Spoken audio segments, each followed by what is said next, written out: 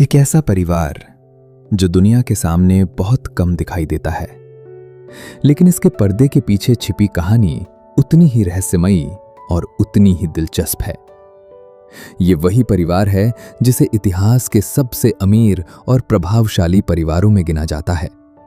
लेकिन सवाल ये है, आखिर कैसे इस परिवार ने इतनी ऊंचाइयां हासिल की?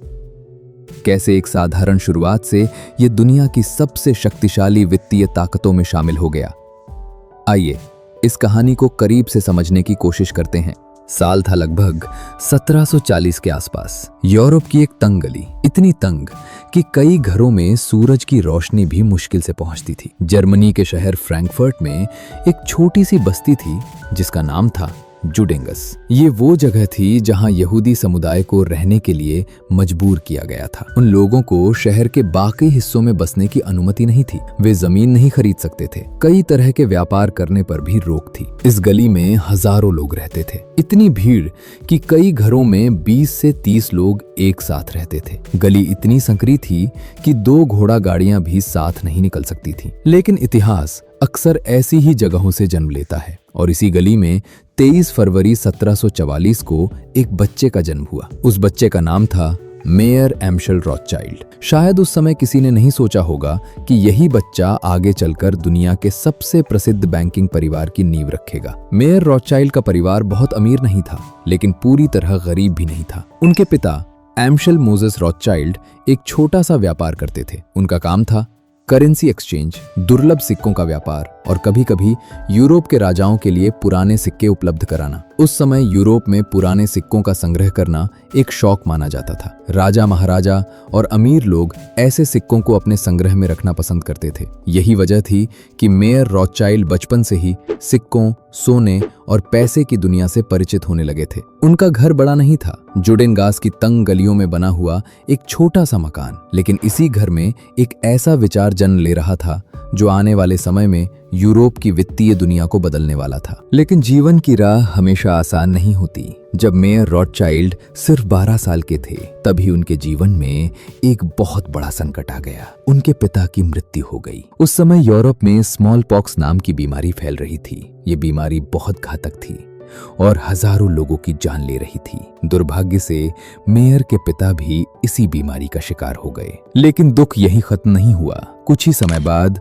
उनकी मां भी चल बसी। अब मेयर रॉथचाइल्ड सिर्फ 12 साल की उम्र में अनाथ हो चुके थे। एक 12 साल का बच्चा जो अभी तक पढ़ाई कर रहा था, अब उसे अचानक जीवन की सच्चाई का सामना करना पड़ा। उन्हें अपनी पढ़ाई छोड़नी पड़ी। फ्रैंकफर्ट के यहूदी बच्चों के लिए शिक्षा का मुख्य स्थान था एक धार्मिक स्कूल जिसे येशिवा कहा जाता था। लेकिन अब मेयर के लिए पढ़ाई जारी रखना संभव नहीं था। उन्हें काम करना पड़ा। कुछ समय बाद उनके रिश्तेदारों ने फैसला किया कि उन्हें जर्मनी के दूसरे शहर हैनोवर भेज दिया जाए ताकि वो वहां काम सीख सकें। हैनोवर पहुंचकर मेयर रॉथचाइल्ड ने एक बैंकिंग फर्म में काम शुरू किया। ये बैंकिंग हाउस था ओपेनहाइमर बैंकिंग फर्म। यहीं से शुरू हुई उनकी जिंदगी की असली शिक्षा। यहाँ उन्होंने सीखा अंतरराष्ट्रीय व्यापार कैसे होता है, विदेशी मुद्रा कैसे काम करती है और पैसे को एक जगह से दूसरी जगह कैसे भेजा जाता है। उस समय बैंकिंग सिस्टम आज की तरह आसान नहीं था। ना इंटरनेट था, ना इलेक्ट्रॉनिक ट्रांसफर। पैसे को एक देश से दूसरे देश भेजना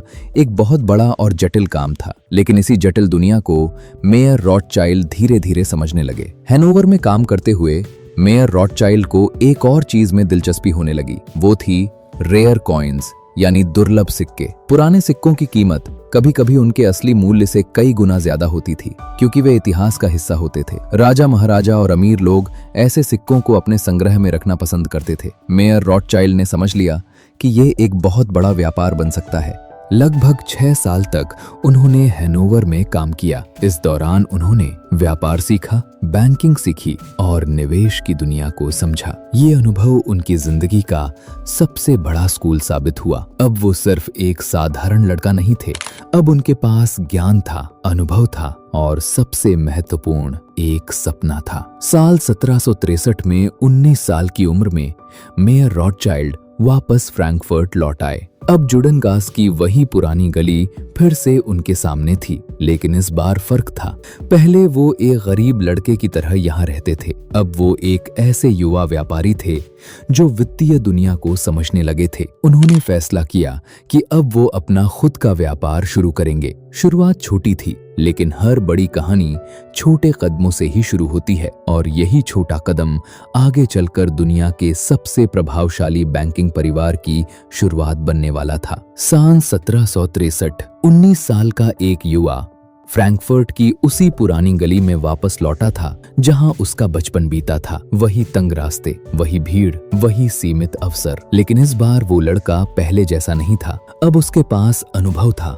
बैंकिंग की समझ थी और सबसे महत्वपूर्ण एक स्पष्ट लक्ष्य था। फ्रैंकफर्ट लौटकर मेयर रॉथशाइल्ड ने एक छोटा सा व्यापार शुरू किया। ये व्यापार था दुर्लभ सिक्कों का। वो यूरोप के पुराने और ऐतिहासिक सिक्के ढूंढते और उन्हें अमीर ग्राहकों को बेचते। उस समय यह सिर्फ एक छोटा व्यवसाय था, लेकिन मेयर इसे बहुत समझदारी से चला रहे थे। उन्हें पता था कि अगर सही ग्राहकों तक पहुंचा जाए तो ये व्यापार बहुत आगे जा सकता है। और जल्द ही उनकी जिंदगी में एक ऐसा मौका आया जिसने सब कुछ बदल दिया। फ्रैंकफर्ट और उसके आसपास के इलाकों में एक बहुत शक्तिशाली शासक थे। उनका नाम था विल्हेम पहला, इलेक्टोर ऑफ हेसे। वो यूरोप के सबसे अमीर शासकों में गिने जाते थे। उन्हें दुर्लभ सिक्कों और कला संग्रह का शौक था। मेयर रॉथशाइल्ड ने बहुत चतुराई से इस मौके को पहचाना। उन्होंने प्रिंस विल्हेम के लिए दुर्लभ सिक्के उपलब्ध कराने शुरू कर दिए। धीरे धीरे उनके बीच भरोसे का रिश्ता बनने लगा और यहीं से शुरू हुआ रॉथशाइल्ड परिवार की सफलता का पहला बड़ा अध्याय। कुछ समय बाद प्रिंस विल्हेम ने मेयर रॉथशाइल्ड को एक महत्वपूर्ण जिम्मेदारी दी। उन्हें बनाया गया कोर्ट एजेंट। इस पद का मतलब था राजा के वित्तीय मामलों में सलाह देना और उनके पैसों को संभालना। अब मेयर सिर्फ सिक्कों का व्यापारी नहीं थे, अब वो संभाल रहे थे निवेश, वित्तीय लेन देन और धन प्रबंधन। ये एक बहुत बड़ी उपलब्धि थी, क्योंकि उस समय राजाओं और शासकों के साथ काम करना किसी भी व्यापारी के लिए सबसे बड़ा अवसर माना जाता था। कोर्ट एजेंट बनने के बाद मेयर रॉथशाइल्ड का व्यापार तेजी से बढ़ने लगा। अब उनके पास बड़े ग्राहक थे, ज्यादा पूंजी थी और समाज में प्रतिष्ठा भी बढ़ रही थी। उन्होंने सिर्फ सिक्कों का व्यापार नहीं किया, उन्होंने शुरू किया मनी लेंडिंग, यानी लोगों को उधार देना। लेकिन उनके ग्राहक साधारण लोग नहीं थे, उनके ग्राहक थे व्यापारी, बड़े जमींदार और सरकारी अधिकारी। इस तरह धीरे धीरे उनका व्यापार बैंकिंग की ओर बढ़ने लगा। साल 1770 में मेयर रॉथशाइल्ड ने शादी की। उनकी पत्नी का नाम था गटल स्नैपर। वो भी एक मनी एक्सचेंजर के परिवार से थी। ये विवाह भी व्यापारिक दृष्टि से बहुत उपयोगी साबित हुआ। समय के साथ उनके 10 बच्चे हुए। इनमें 5 बेटे और 5 बेटियां थीं। लेकिन मेयर रॉथशाइल्ड का ध्यान खास तौर पर अपने बेटों पर था। वो उन्हें बचपन से ही सिखाने लगे पैसा कैसे बनाया जाता है, निवेश कैसे किया जाता है और व्यापार कैसे बढ़ाया जाता है। लेकिन मेयर रॉथशाइल्ड की असली प्रतिभा सिर्फ व्यापार करने में नहीं थी, उनकी असली ताकत थी रणनीति। 1785 में मेयर रॉथशाइल्ड ने जूडनगास की तंग गलियों से निकलकर एक बड़ा घर खरीदा। इस घर को कहा जाता था ग्रीन शील्ड हाउस। इसी घर के नाम से उनके परिवार का नाम पड़ा रॉथशाइल्ड। जर्मन भाषा में रॉथशाइल्ड का अर्थ होता है रेड शील्ड, यानी लाल ढाल। यही नाम आगे चलकर दुनिया के सबसे प्रसिद्ध बैंकिंग नामों में से एक बन गया। मेयर रॉथशाइल्ड जानते थे कि अगर व्यापार को सच में बड़ा बनाना है तो उसे सिर्फ एक शहर तक सीमित नहीं रखा जा सकता। उन्हें समझ आ गया था कि भविष्य अंतर्राष्ट्रीय व्यापार का है। इसलिए उन्होंने अपने परिवार के लिए एक असाधारण योजना बनाई। उन्होंने तय किया कि उनके 5 बेटे यूरोप के अलग अलग देशों में जाकर व्यापार शुरू करेंगे। इस योजना का उद्देश्य था पूरे यूरोप में नेटवर्क बनाना, व्यापारिक जानकारी जल्दी प्राप्त करना और अंतर्राष्ट्रीय लेन देन आसान बनाना। ये उस समय के लिए एक क्रांतिकारी विचार था। मेयर रॉथशाइल्ड ने अपने बेटों को बहुत सख्ती से प्रशिक्षण दिया। उन्होंने उन्हें सिखाया वित्तीय गणित, व्यापारिक रणनीति और गोपनीयता की महत्ता, क्योंकि बैंकिंग की दुनिया में भरोसा सबसे बड़ी पूंजी होता है। धीरे धीरे उनके बेटे बड़े होने लगे और अब वो समय आ गया था जब मेयर रॉथशाइल्ड अपनी सबसे बड़ी योजना को हकीकत में बदलने वाले थे। 1790 के दशक तक रॉथशाइल्ड परिवार का व्यापार फ्रैंकफर्ट में अच्छी तरह स्थापित हो चुका था। लेकिन मेयर रॉथशाइल्ड जानते थे कि सच्ची सफलता तभी मिलेगी जब उनका नेटवर्क पूरे यूरोप में फैलेगा। इसलिए उन्होंने अपने बेटों को अलग अलग देशों में भेजने का फैसला किया। ये निर्णय इतिहास के सबसे सफल व्यापारिक फैसलों में से एक बन गया, क्योंकि अगले कुछ दशकों में यही 5 भाई यूरोप के सबसे शक्तिशाली बैंकिंग नेटवर्क का निर्माण करने वाले थे। और इस नेटवर्क का सबसे महत्वपूर्ण हिस्सा बनने वाला था लंदन, जहां रॉथचाइल्ड परिवार का एक सदस्य इतिहास बदलने वाला था। उसका नाम था नेथन रॉथचाइल्ड। 18वीं सदी के अंत तक फ्रैंकफर्ट की तंग गलियों से निकलकर मेयर एम्शल रॉथचाइल्ड एक सम्मानित व्यापारी बन चुके थे। लेकिन उनकी असली ताकत सिर्फ पैसा नहीं थी, उनकी असली ताकत थी दूरदर्शिता। उन्हें समझ आ गया था कि भविष्य सिर्फ स्थानीय व्यापार का नहीं है, भविष्य है अंतरराष्ट्रीय नेटवर्क का। और इसी सोच के साथ उन्होंने एक ऐसी योजना बनाई जो इतिहास में हमेशा याद रखी जाएगी। मेयर रॉथचाइल्ड के 5 बेटे थे, Amschel Mayer Rothschild, Salomon Rothschild, Nathan Mayer Rothschild, Carl Rothschild, James Rothschild. Mayer ने फैसला किया कि इन 5 को यूरोप के अलग अलग देशों में भेजा जाएगा ताकि परिवार का व्यापार पूरे यूरोप में फैल सके। इस तरह मेयर एम्शल रॉथचाइल्ड ने अपने 5 बेटों को यूरोप के अलग अलग शहरों में भेज दिया ताकि परिवार का व्यापार पूरे महाद्वीप में फैल सके। एम्शल मेयर रॉथचाइल्ड को फ्रैंकफर्ट में ही रखा गया ताकि वहां से परिवार के मूल बैंकिंग कारोबार को संभाला जा सके। सैलोमन रॉथचाइल्ड को वियना भेजा गया, जहां उन्होंने ऑस्ट्रिया में रॉथचाइल्ड बैंक की शुरुआत की। नेथन मेयर रॉथचाइल्ड को लंदन भेजा गया, जो उस समय दुनिया का सबसे बड़ा व्यापारिक केंद्र बन रहा था। कार्ल रॉथचाइल्ड को नेपल्स भेजा गया, जहां उन्होंने इटली के व्यापार और वित्तीय लेन देन को संभाला। और सबसे छोटे बेटे जेम्स रॉथचाइल्ड को पेरिस भेजा गया, जहां उन्होंने फ्रांस में परिवार का बैंकिंग नेटवर्क स्थापित किया। इस तरह 5 भाई अलग अलग देशों में रहकर काम करने लगे, लेकिन उनका उद्देश्य एक ही था, पूरे यूरोप में रॉथचाइल्ड परिवार का बैंकिंग नेटवर्क खड़ा करना। ये रणनीति उस समय के लिए बहुत असाधारण थी। आज के समय में इसे ग्लोबल बिजनेस नेटवर्क कहा जाएगा, लेकिन उस समय ये विचार लगभग क्रांतिकारी था। इन 5 भाइयों में सबसे महत्वाकांक्षी माना जाता था नेथन मेयर रॉथचाइल्ड को, जिसे उस समय के सबसे बड़े व्यापारिक केंद्र लंदन भेजा गया था। यही वो शहर था जहां से आगे चलकर रॉथचाइल्ड परिवार का सबसे शक्तिशाली बैंकिंग कारोबार खड़ा होने वाला था। साल 1798 नेथन रॉथचाइल्ड सिर्फ 21 साल की उम्र में लंदन पहुंच गए। उस समय लंदन दुनिया का सबसे बड़ा व्यापारिक केंद्र बन रहा था। ब्रिटेन तेजी से एक वैश्विक शक्ति बन रहा था और नेथन ने इस अवसर को तुरंत पहचान लिया। शुरुआत में उन्होंने कपड़े के व्यापार से काम शुरू किया, लेकिन जल्दी ही उन्होंने बैंकिंग और वित्तीय सेवाओं में प्रवेश कर लिया और यहीं से रॉथचाइल्ड परिवार की शक्ति तेजी से बढ़ने लगी। उसी समय यूरोप एक बड़े संघर्ष में फंस चुका था। ये संघर्ष था नेपोलियन बोनापार्ट के खिलाफ। 1792 से लेकर 1815 तक पूरे यूरोप में युद्ध चल रहा था। इसे इतिहास में कहा जाता है नेपोलियनिक वॉर्स। इन युद्धों ने यूरोप की राजनीति और अर्थव्यवस्था दोनों को हिलाकर रख दिया था। लेकिन जहां युद्ध होता है वहां एक चीज की हमेशा जरूरत होती है, पैसा। युद्ध लड़ने के लिए सरकारों को चाहिए होते हैं हथियार, सैनिक, भोजन और लॉजिस्टिक्स। इन सब के लिए बहुत बड़ी रकम की जरूरत होती है। यहीं पर रॉथचाइल्ड परिवार की भूमिका शुरू होती है। लंदन में बैठे नेथन रॉथचाइल्ड ब्रिटिश सरकार को वित्तीय सहायता देने लगे। उन्होंने यूरोप के अलग अलग हिस्सों में सोना और पैसा ट्रांसफर करने का एक विशाल नेटवर्क बना लिया। उस समय इतनी तेजी से पैसा भेज पाना लगभग असंभव माना जाता था, लेकिन रॉथचाइल्ड परिवार ये काम कर रहा था। रॉथचाइल्ड परिवार की सबसे बड़ी ताकत सिर्फ पैसा नहीं थी, उनकी असली ताकत थी सूचना। उन्होंने पूरे यूरोप में एक निजी सूचना नेटवर्क बना रखा था। ये नेटवर्क उन्हें बताता था कहाँ युद्ध हो रहा है, किस देश की स्थिति क्या है और बाजार में क्या बदलाव आने वाले हैं। कई बार उन्हें महत्वपूर्ण खबरें सरकारों से भी पहले मिल जाती थीं। इससे उन्हें बाजार में बड़ा फायदा मिलता था। 1815 में एक निर्णायक युद्ध हुआ। ये युद्ध था बैटल ऑफ वाटरलू। इस युद्ध में ब्रिटेन और उसके सहयोगियों ने नेपोलियन को हरा दिया। इतिहासकारों के अनुसार रॉथचाइल्ड परिवार ने ब्रिटेन को युद्ध के दौरान सोना और धन पहुंचाने में महत्वपूर्ण भूमिका निभाई। नेथन रॉथचाइल्ड लंदन में बैठे हुए यूरोप भर में धन के लेन देन को संभाल रहे थे। युद्ध खत्म होने के बाद उनकी प्रतिष्ठा और भी बढ़ गई। अब रॉथचाइल्ड नाम यूरोप के सबसे भरोसेमंद बैंकिंग नामों में से एक बन चुका था। 19वीं सदी की शुरुआत तक रॉथचाइल्ड परिवार का नेटवर्क पूरे यूरोप में फैल चुका था। Frankfurt, London, Paris, Vienna, Naples. इन 5 शहरों से वे पूरे यूरोप में वित्तीय सेवाएं दे रहे थे। उनका बैंकिंग सिस्टम इतना मजबूत था कि सरकारें, बड़े व्यापारी और उद्योगपति सभी उनसे लेन देन करने लगे। ये नेटवर्क उस समय के यूरोप का सबसे शक्तिशाली निजी वित्तीय नेटवर्क बन चुका था। रॉथस्चाइल्ड परिवार की सफलता का एक और बड़ा कारण था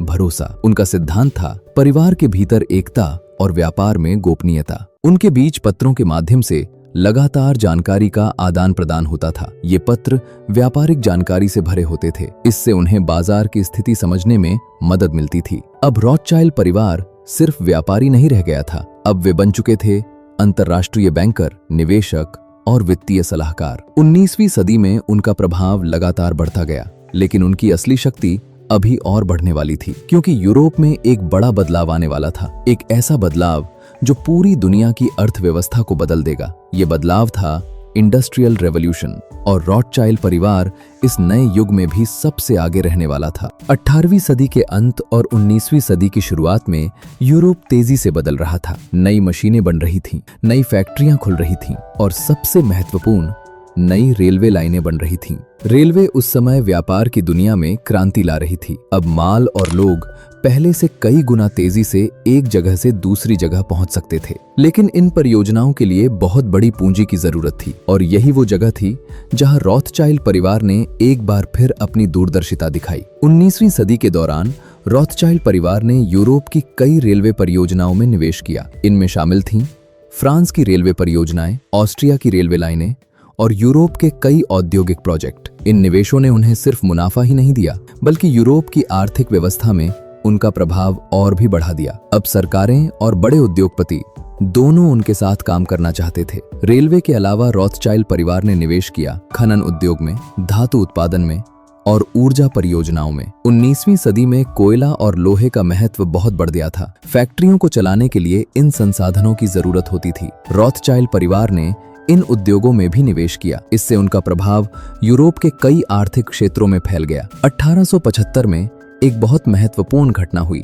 उस समय ब्रिटेन के प्रधानमंत्री थे बेंजामिन डिज़रेली। ब्रिटेन चाहता था कि वो सुएज कैनाल में हिस्सेदारी खरीदे। सुएज कैनाल एक बहुत महत्वपूर्ण समुद्री मार्ग था जो यूरोप और एशिया के बीच व्यापार को आसान बनाता था। लेकिन समस्या ये थी कि ब्रिटिश सरकार के पास इतनी जल्दी पैसा उपलब्ध नहीं था। ऐसे में ब्रिटेन ने मदद मांगी रॉथस्चाइल्ड बैंक से, और शायद रॉथस्चाइल्ड परिवार को भी इसी मौके का इंतजार था, क्योंकि यही वो अवसर था जब वे सिर्फ एक बैंक नहीं बल्कि यूरोप की राजनीति और अर्थव्यवस्था में एक बड़ी ताकत बन सकते थे। इतिहास के अनुसार रॉथस्चाइल्ड बैंक ने बहुत कम समय में ब्रिटेन को आवश्यक धन उपलब्ध कराया। इससे ब्रिटेन को सुएज कैनाल में हिस्सेदारी खरीदने का मौका मिल गया। ये सौदा उस समय के सबसे प्रसिद्ध वित्तीय सौदों में से एक माना जाता है। 19वीं सदी के अंत तक रॉथस्चाइल्ड परिवार का नाम यूरोप के वित्तीय जगत में बहुत प्रसिद्ध हो चुका था। उनके बैंक सरकारों के साथ काम कर रहे थे, उनके निवेश रेलवे और उद्योगों में थे, और उनका नेटवर्क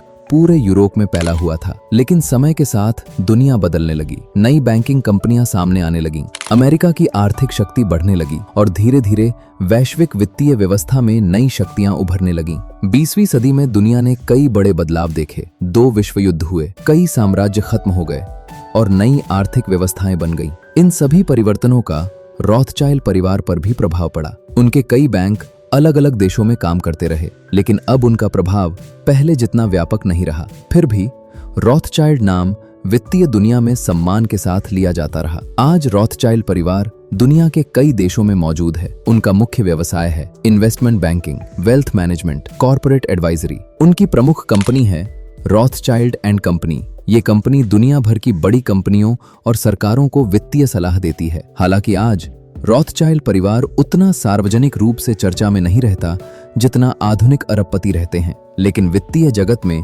उनका इतिहास और विरासत अब भी महत्वपूर्ण मानी जाती है। फ्रैंकफर्ट की तंग गलियों से शुरू हुई कहानी आज भी इतिहास में दर्ज है। ये कहानी सिर्फ धन की नहीं है, ये कहानी है दूरदर्शिता की, नेटवर्क की शक्ति की और रणनीति की। मेयर रॉथस्चाइल्ड ने एक साधारण व्यापार से शुरुआत की थी, लेकिन उनकी सोच साधारण नहीं थी। उन्होंने समझ लिया था कि सफलता सिर्फ मेहनत से नहीं मिलती, सफलता मिलती है सही समय पर सही निर्णय लेने से। और शायद यही कारण है कि आज भी रॉथस्चाइल्ड परिवार का नाम इतिहास की सबसे दिलचस्प वित्तीय कहानियों में गिना जाता है। फ्रैंकफर्ट की एक संकरी गली से शुरू हुआ यह सफर पूरे यूरोप तक पहुंच गया। एक पिता की रणनीति और 5 बेटों की मेहनत ने एक ऐसा नेटवर्क बनाया जिसकी चर्चा आज भी होती है। ये कहानी हमें ये सिखाती है कि परिस्थितियां चाहे कितनी भी कठिन क्यों ना हो, अगर सोच बड़ी हो, रणनीति मजबूत हो और धैर्य बना रहे तो इतिहास बदला जा सकता है। और कभी-कभी इतिहास बदलने के लिए